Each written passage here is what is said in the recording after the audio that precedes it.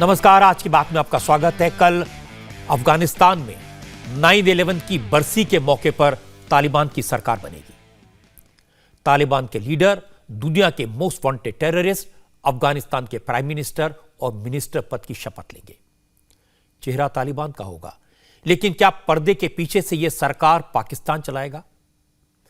आज पाकिस्तानी हुकूमत के तीन वजीरों ने अलग अलग अंदाज में यह दावा किया कि अफगानिस्तान में नई सरकार को पाकिस्तान चलाएगा।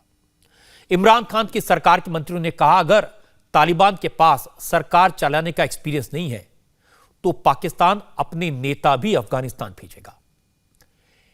सबसे पहले यह बात पाकिस्तान के फाइनेंस मिनिस्टर ने कही।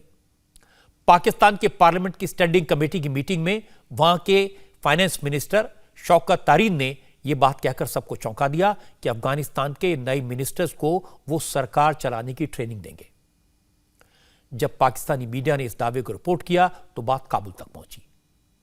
बाद में पाकिस्तान की सरकार के एक और मिनिस्टर फवाद चौधरी ने कहा कि हम अफगानिस्तान को तन्हा कैसे छोड़ सकते हैं। और फिर पाकिस्तान के होम मिनिस्टर शेख रशीद ने कहा, हम तालिबान के दोस्त हैं, इसमें छुपाने की क्या बात है। नोट करने की बात यह कि अब तक तो पाकिस्तान के नेता पर्दे के पीछे से काम कर रहे थे। आईएसआई और फौज के जरिए तालिबान को हर तरह की मदद कर रहे थे। पाकिस्तान ने तालिबान और हक्कानी नेटवर्क के बीच कुर्सी के खींचतान को खत्म करने के लिए आईएसआई के चीफ को अफगानिस्तान भेजा था। पंजशीर को नॉर्दर्न अलायंस को कमजोर करने के लिए अपनी एयरफोर्स को भेजा था। सब कुछ चुपचाप किया, लेकिन अब जब सरकार बनने वाली है तो पाकिस्तान के नेता खुलकर सामने आ गए हैं और यह दावा कर रहे हैं कि अब अफगानिस्तान में जो सरकार चलेगी उनके इशारे पर चलेगी, उनके कंट्रोल में होगी। पाकिस्तान का तालिबान की सरकार में कितना दखल होगा, इसके कुछ सबूत आज मैं आपको दिखाऊंगा। इस वक्त काबुल से लेकर कंधार तक पाकिस्तान की मौजूदगी दिखाई देती है। ह्यूमैनिटेरियन ग्राउंड के नाम पर, मदद के नाम पर पाकिस्तान तालिबान में फुल फ्लेजेड तरीके से अपने पैर जमाने की कोशिश कर रहा है। पाकिस्तान के एक मंत्री कह रहे हैं कि वो तालिबानियों को सरकार चलाने की ट्रेनिंग देंगे। दूसरे मंत्री कह रहे हैं कि अफगानिस्तान को किसी भी कीमत पर अकेला नहीं छोड़ सकते, उन्हें हमारी मदद की जरूरत है। इसलिए पाकिस्तान अफगानिस्तान में इंटरेस्ट जरूर लेगा, अफगानिस्तान की गवर्नमेंट को चलाने में एक्टिव रोल प्ले करेगा। हम इस वक्त इंतहाई मुश्किल हालात में हम अफगानिस्तान को तनहा नहीं छोड़ सकते और ना ही हमें छोड़ना चाहिए। और इसलिए हम अपने अफगानिस्तान के भाइयों को ये यकीन दिलाना चाहते हैं, अफगानिस्तान के लोगों को ये यकीन दिलाना चाहते हैं कि पाकिस्तान पूरे तरीके से अफगानिस्तान के अवाम के पीछे खड़ा है। हम हर मुमकिन जो मदद है अफगानिस्तान के अवाम की वो करेंगे। हम कभी भी उनको तनहा नहीं छोड़ेंगे।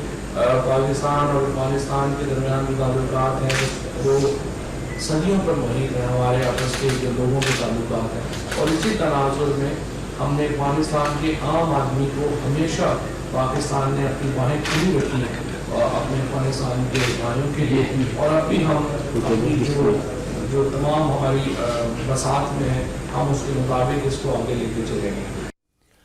ये तो थे पाकिस्तान के इंफॉर्मेशन मिनिस्टर। अब पाकिस्तान के इंटीरियर मिनिस्टर को तो आप सब जानते हैं, नाम है शेख रशीद। शेख रशीद साहब जरा खुलकर बोलते हैं। उन्होंने साफ साफ कहा, अफगानिस्तान में पाकिस्तान का दखल है, इसमें छुपाने की कौन सी बात है। पाकिस्तान हर कदम पर तालिबान के साथ खड़ा है। पाकिस्तान अफगानिस्तान के लिए खाने पीने के सामान के अलावा बुरके तक सप्लाई कर रहा है। जब उनसे पूछा गया क्या पाकिस्तान अफगानिस्तान की सरकार चलाने के लिए टीम भेजेगा, तो उन्होंने कहा, अगर फाइनेंस मिनिस्टर शौकत तरीन ने कुछ कहा है तो सोच समझकर कहा होगा, जरूर उसकी कोई वजह होगी। सवाल आपकी खिदमत में ये रखना चाह रही हूँ कि आज शौकत तरीन साहब वजीर खजाना साहब ने कहा है कि एक तो हम ट्रेड भी करेंगे रुपए में अफगानिस्तान के साथ, मगर उससे अहम बयान ये है कि मालूमात पे सूरत हाल आने तक हम अपने लोग भी वहाँ भेज सकते हैं मदद के लिए। यानी कि एक ऐसी हुकूमत जिसको हम अभी तस्लीम नहीं कर रहे, जिसको हम ऑफिशियली एक्सेप्ट नहीं कर रहे, रिकग्नाइज नहीं कर रहे, वेट एंड सी की पॉलिसी पे गामजन है, हम अपने बंदे किसके पास भेज रहे हैं उधर और क्यों कर भेज रहे हैं और किस ढांचे के तहत भेज रहे हैं। ये इमरान खान ने कब करना है, कैसे करना है। 16 को उसकी प्यूटन से मुलाकात है, ईरानी प्रेसिडेंट से मुलाकात है, उज़्बेक सदर से मुलाकात है। सो ये 5-6 लोगों के मुलाकात, जो 6 ममालिक हैं हमारे, इनकी एक लाइन और लेंथ पे सोच होके तो ये फैसला इमरान खान का, शौकत तरीन तस्लीम साहब ने करने कबल या अज़ ना वक्त करने का, ये फैसला ये इमरान ऑफर खान भी ने नहीं दी, करना है। बल्कि बयान दे दिया है कि हम अपने उधर बंदे भेजने को भी तैयार हैं। ये कबल अज़ वक्त है, जरा सा नीजक रिएक्शन उन्होंने ओवर एंथुसियाज्म दिखा दिया। नहीं, हमें तो बयानियां देंगे, इस पे आज फैसला हुआ है 2-3 दिन में, लेकिन जो क्या उसे कहते हैं, ब्रेन ड्रेन्स हो रही है वहाँ पे, सारे जो टेक्निकल लोग हैं वो निकल के जा रहे हैं। हम अपने पड़ोस में इंतशार और खलफशार नहीं देखना चाहते, हम अफ़गान में अमन और पीस देखना चाहते हैं। और अगर शौकत तरीन ने कोई बात की है तो ज़ाहिर है, वैसे ही तो नहीं कह सकता, वो ज़िम्मेदार आदमी है कि शौकत तरीन ने कोई जवाब ऐसी बात की है तो मेरा ख्याल है कुछ सोच समझ के की होगी, इसका जवाब वही दे सकते। तालिबान अब एक हकीकत है, वो ज़रूरी नहीं कि हमारे मशवरों पे चलें। उन्होंने अपने किस चीज़ को, हमने कोई उस पर एतराज़ नहीं किया। ये बातें कहना कि कौन ये था कौन कोई नहीं था, मेरा ख्याल है पाकिस्तान के लिए 5-6 महीने दुनिया के लिए बड़े हैं, मैं इस खत्ते के लिए, और इमरान खान एक अहम रोल अदा करने जा रहा है। और ऑफ कोर्स पाकिस्तान ने भी इमदाद का ऐलान किया है और चीन ने भी इमदाद का ऐलान किया है, और पाकिस्तान ये ह्यूमैनिटेरियन जो आटा, चीनी, दाल और सारे मामलात, इसमें और इजाफा करेगा। आज या कल 3 फ़्लाइटें जा रही हैं और फ़्लाइटें भी जाएंगी। मैं आपको क्या बताऊं, पाकिस्तान में बुरकों की शार्टेज हो गई है। पेशावर इस वक्त सबसे बेस्ट कारोबार जो है बुरकों का है। पेशावर से इतने बुरके जा रहे हैं, पिंडी में बुरका कोई नहीं है। अब आप अंदाज़ा लगाइए, पाकिस्तान के मंत्री खुले तौर पर अफगानिस्तान में तालिबान की सरकार को चलाने की बात करें तो इसके बाद कहने को और क्या बचता है। पाकिस्तान का फिलहाल अफगानिस्तान के हर इदारे पर कब्जा करने का इरादा है। तालिबानी लड़ाके पाकिस्तान के फौजी अफसरों से हुक्म ले रहे हैं। अफगानिस्तान में लगातार पाकिस्तान के प्लेन लैंड कर रहे हैं। 1-2 नहीं, 3-3 एयरबेस पर पाकिस्तान के मिलिट्री ट्रांसपोर्ट एयरक्राफ्ट उतारे जा रहे हैं। कंधार ऐसी जगह है जहां 15 अगस्त के बाद से किसी फ्लाइट ने न तो टेक ऑफ किया और न ही वहां कोई प्लेन लैंड हुआ। लेकिन काबुल के साथ साथ कंधार और खोस्त जैसे प्रोविंस में सिर्फ और सिर्फ पाकिस्तान के प्लेन्स दिखाई दे रहे हैं। वहां कोई और एयरक्राफ्ट नजर नहीं आता और पाकिस्तान के पायलट्स इस बात की तस्दीक भी करते हैं कि तालिबान सिर्फ उनके ही प्लेन्स को एक्सेस दे रहा है। अब इसके बाद अंदाजा लगाना मुश्किल नहीं है कि तालिबान किस तरह तक पाकिस्तान के कंट्रोल में है और पाकिस्तान उसके ऑपरेशंस को किस तरह से हैंडल कर रहा है। पहले ममालिक में से है जो इस्लामिक एमिरेट अफगानिस्तान के लिए बाकायदा तौर पे ह्यूमैनिटेरियन असिस्टेंस लेके आए।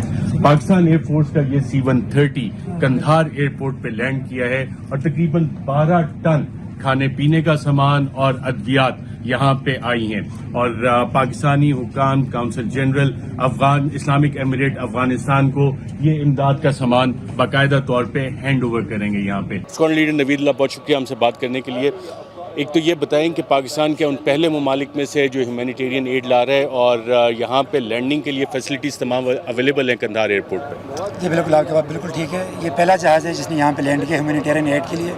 और स्पेशली अगर हम कंधार एयरपोर्ट की बात करें तो ये पहला C-130 जिसने कंधार एयरपोर्ट पे लैंड किया। लैंडिंग पे हमें पहले थोड़ा सा खौफ था कि वहाँ पे सर्विसेज होंगी नहीं होंगी।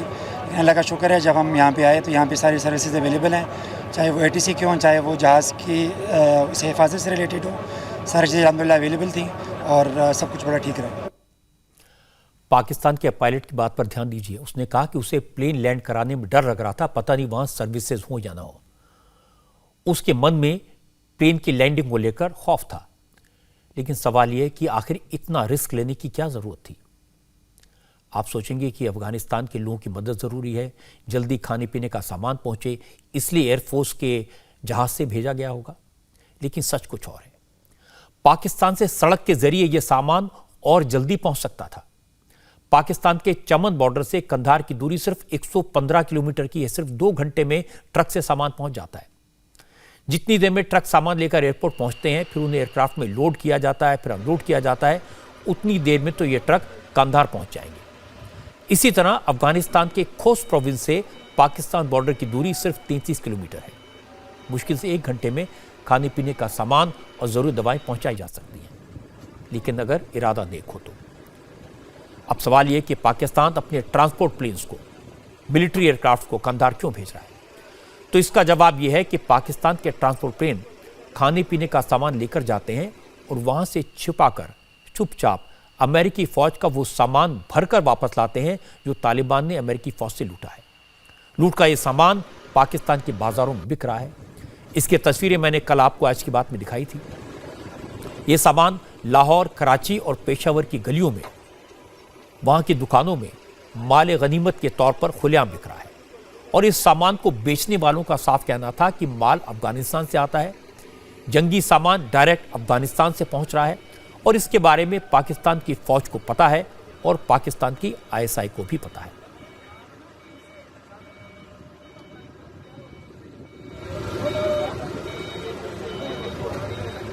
अफगानिस्तान पाक आर्मी ने, फौज ने भी आपसे रब्ता किया कि कौन कौन सी चीजें आई, हमें भी दिखाया कैसी चीजें। पाक आर्मी को सब पता है, कोई इस तरह नहीं है। पूरी दुनिया का नंबर 1 आर्मी हमारा माशाल्लाह इस वक्त है ISI, उनको सब पता है। अब पाकिस्तान और तालिबान के बीच सब कुछ ओपन है। पाकिस्तान की जमीन पर पले बढ़े आतंकवादी तालिबान की सरकार में मिनिस्टर बनने वाले हैं। 75 करोड़ का इनामी आतंकी ग्लोबल टेररिस्ट सिराजुद्दीन हक्कानी अफगानिस्तान का इंटीरियर मिनिस्टर बनेगा, होम मिनिस्टर। और हो सकता है कुछ दिन बाद वो पाकिस्तान के होम मिनिस्टर शेख रशीद के साथ आपको दिखाई दे। अफगानिस्तान का नया डिप्टी प्राइम मिनिस्टर मुल्ला बरादर तो कई साल से पाकिस्तान की जेल में था। आज पाकिस्तान के होम मिनिस्टर ने कहा कि अफगानिस्तान में पहले जो हुआ उसके लिए भी अमेरिका जिम्मेदार है, अब जो हो रहा है वो भी अमेरिका का किया धारा है। पाकिस्तान ने कहा कि अमेरिका के कहने पर उन्होंने आतंकवादियों को जेल से छोड़ा था। अब तालिबान किसे मंत्री बनाता है किसे नहीं, ये उसका जाती मामला है। इसमें पाकिस्तान क्या कर सकता है? इंडिया ने तो बहरहाल तालिबान की पूरी कैबिनेट भी मुस्तरद कर दी है। हम जानते हैं उधर अज़ाइम क्या है सर, मगर हमारे यहाँ क्लैरिटी की जरूरत है। एक तो हक्कानी नेटवर्क के 4 अफराद UN सैंक्शंस लिस्ट पे हैं, ब्लैक लिस्ट पे हैं। 2 की तो बाउंटी FBI ने भी बड़ी भारी भरकम मुकर्रर कर रखी है। पाकिस्तान में क्या स्टेटस है, क्या किस तरह हम देख रहे हैं हक्कानी नेटवर्क की शख्सियात को जो कि अब काबीना का हिस्सा भी हैं? ये कैबिनेट जो बनी है अफगानिस्तान का अपना मसला है।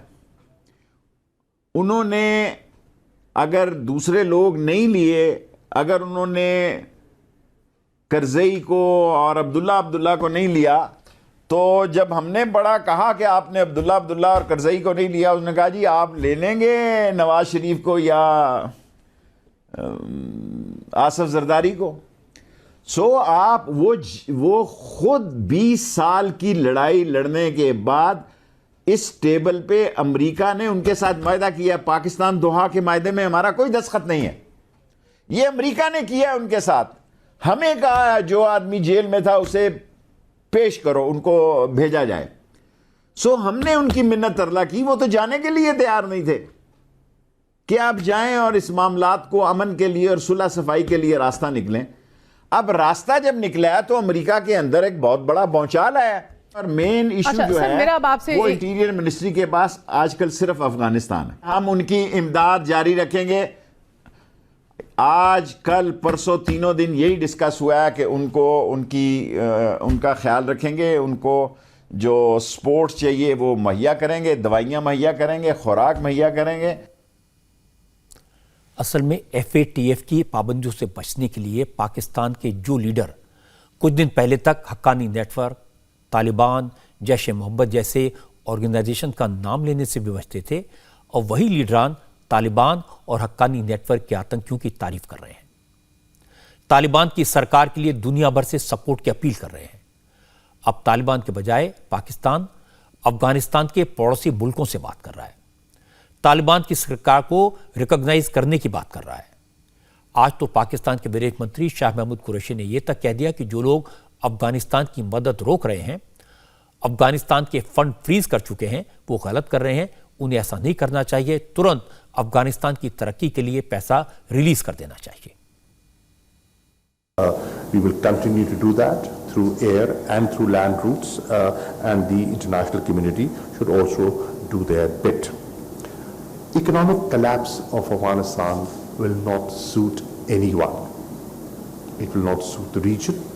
It will not suit Afghans, and we must take steps to avert that.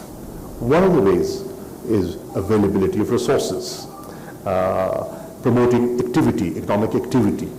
And I suggested yesterday, along with the Qatari Foreign Minister, and I have suggested this to the Spanish Foreign Minister, that freezing of funds Afghan funds is not helpful. Please revisit that decision and see that if you're making an effort for humanitarian assistance, there is reasoning and there's logic behind that. And I think there is logic and reasoning behind unfreezing funds. Do consider that. अब पाकिस्तान के इरादे तो साफ हैं, लेकिन जैसा शुरू में मैंने आपको बताया था कि कल तालिबान की नई सरकार का शपथ ग्रहण होगा, स्वेरिंग इन सेरेमनी होगी। लेकिन कल की तारीख नोट करना मत भूलिए, कल 9/11 है। अमेरिका में ट्विन टावर पर हमले की 20वीं बरसी, 20 साल हो गए। तालिबान की सरकार के शपथ ग्रहण की तारीख सिर्फ अमेरिका को एम्बेरस करने के लिए चुनी गई है। और बड़ी बात है कि तालिबान के वो फाइटर्स जो 20 साल से पहाड़ी इलाकों में छुपे थे, वहां से कभी बाहर निकले नहीं थे, अब वो काबुल और कंधार के लिए रवाना हो चुके हैं। तालिबान इस ओथ सेरेमनी को अपने शक्ति प्रदर्शन के तौर पर दिखाना चाहता है। तालिबान की ओथ सेरेमनी काबुल के साथ साथ कंधार में भी होगी। पता चला कि ज्यादातर नए मंत्री काबुल के प्रेसिडेंशियल पैलेस में शपथ लेंगे। मुल्ला बरादर और मौलवी हनफी दोनों डिप्टी प्राइम मिनिस्टर भी काबुल में रहेंगे, जबकि अफगानिस्तान के प्राइम मिनिस्टर के तौर पर मुल्ला हसन अखुंद कंधार में ओथ लेंगे। कंधार में ही अफगानिस्तान के सुप्रीम लीडर हैबतुल्ला अखुंजादा मौजूद रहेंगे। पुल चरखी दरवाज़ा के मकाम पर मौजूद हूँ और ये एंट्रेंस है अफगानिस्तान के दारुल हुकूमत काबुल की। यहाँ पे आप देख सकते हैं कि चेक पोस्ट है, यहाँ पे तालिबान की जानिब से कायम की गई है और वहाँ से जो गाड़ियाँ भी आ रही हैं उनको बाकायदा चेक किया जा रहा है और उसके बाद जो है दारुल हुकूमत में दाखिले की इजाज़त दी जा रही है। यहाँ पे बड़ी तादाद में तालिबान की गाड़ी भी हमने देखी कि उसमें तालिबान सवार थे और वो भी काबुल में एंटर हुए हैं। हमारे साथ यहाँ पे तालिबान के एक अमीर मौजूद हैं, इनसे बात करते हैं।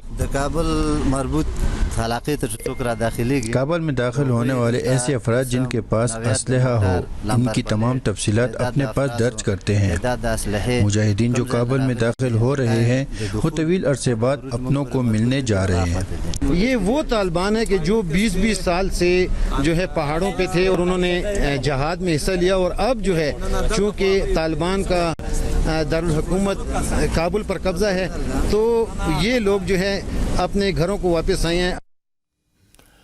अफगानिस्तान से एक और खबर यह आई कि तालिबान ने पंजशीर वैली में रसद की सप्लाई के सारे रूट बंद कर दिए हैं।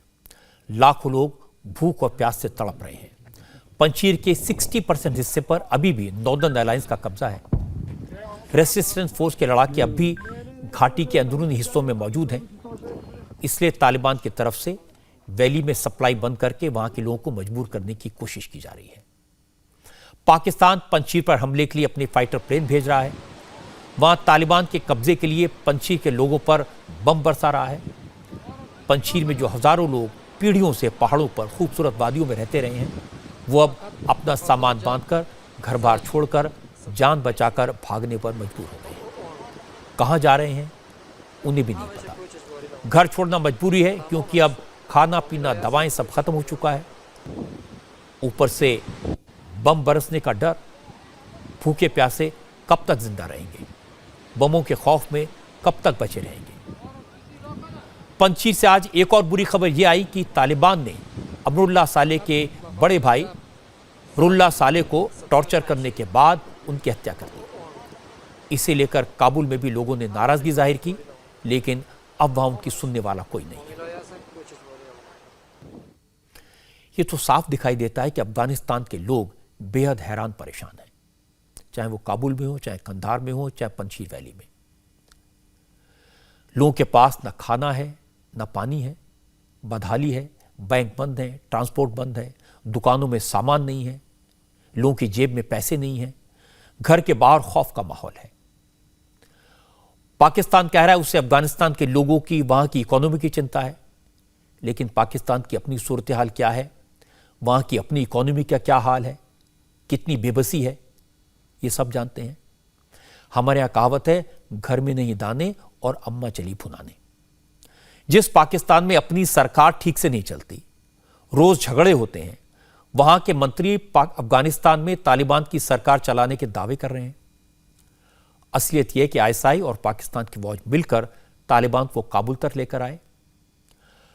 पाकिस्तान की एयरफोर्स ने तालिबान को पंजशीर में दाखिल होने के लिए कवर दिया।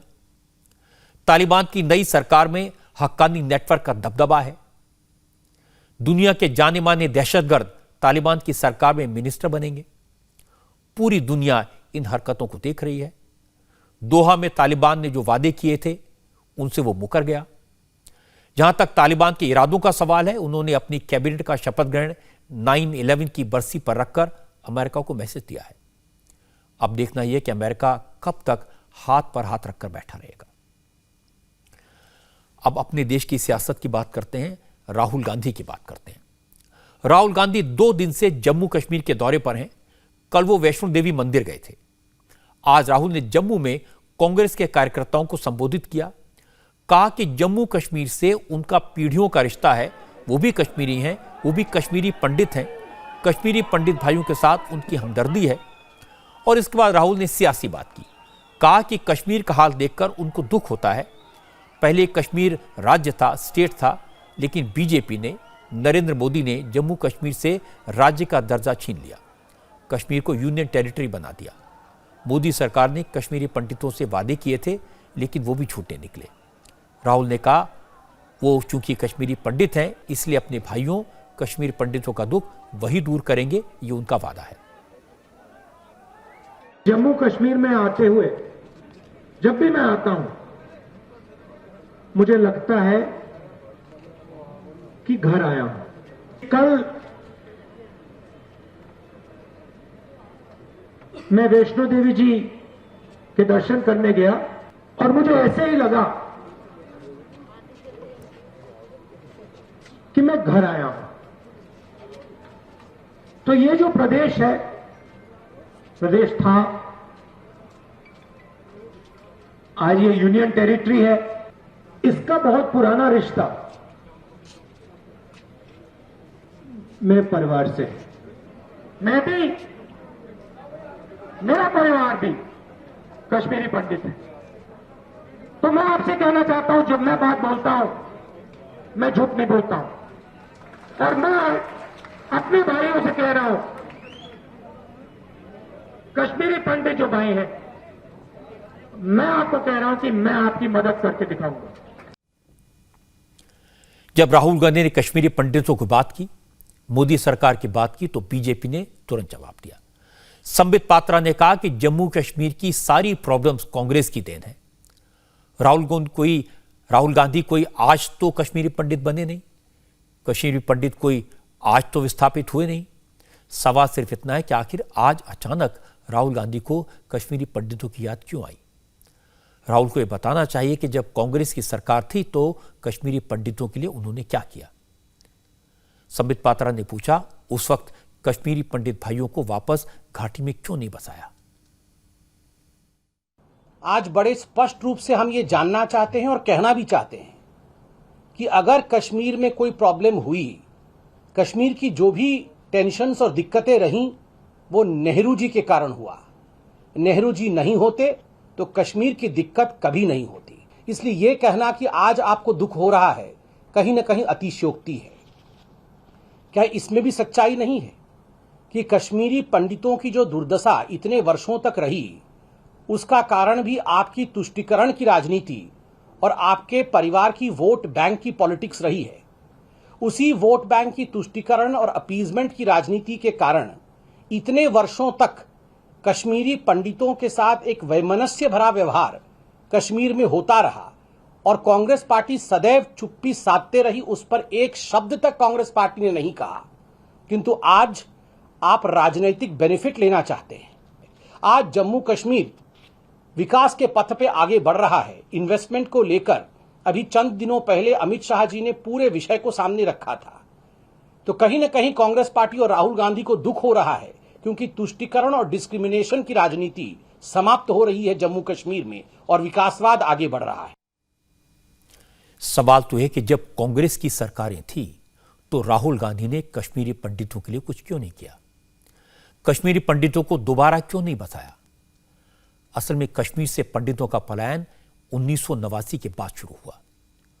उसके बाद पूरे 6 साल तक जम्मू कश्मीर में राष्ट्रपति शासन रहा और केंद्र में कांग्रेस की सरकार थी, यानी इनडायरेक्टली जम्मू कश्मीर में कांग्रेस का राज था। लेकिन उस वक्त कश्मीरी पंडितों के साथ न्याय नहीं हुआ, उन पर बहुत जुल्म हुए। 1996 के बाद अगले 2 साल कांग्रेस के सपोर्ट वाली सरकार थी। अगले 6 साल तक केंद्र में बीजेपी की सरकार रही, अटल बिहारी वाजपेयी प्रधानमंत्री थे। उस वक्त कश्मीर में फारूक अब्दुल्ला और मुफ्ती मोहम्मद सईद की सरकार थी। इसके बाद 2003 में जम्मू कश्मीर में गुलाम नबी आजाद मुख्यमंत्री बने, उन्होंने सरकार चलाई और 2004 में केंद्र में भी कांग्रेस की सरकार आ गई। अगले 10 साल तक सेंटर में कांग्रेस की सरकार थी। राहुल गांधी इस सरकार में बहुत महत्वपूर्ण थे, उनके पास पूरी पावर थी।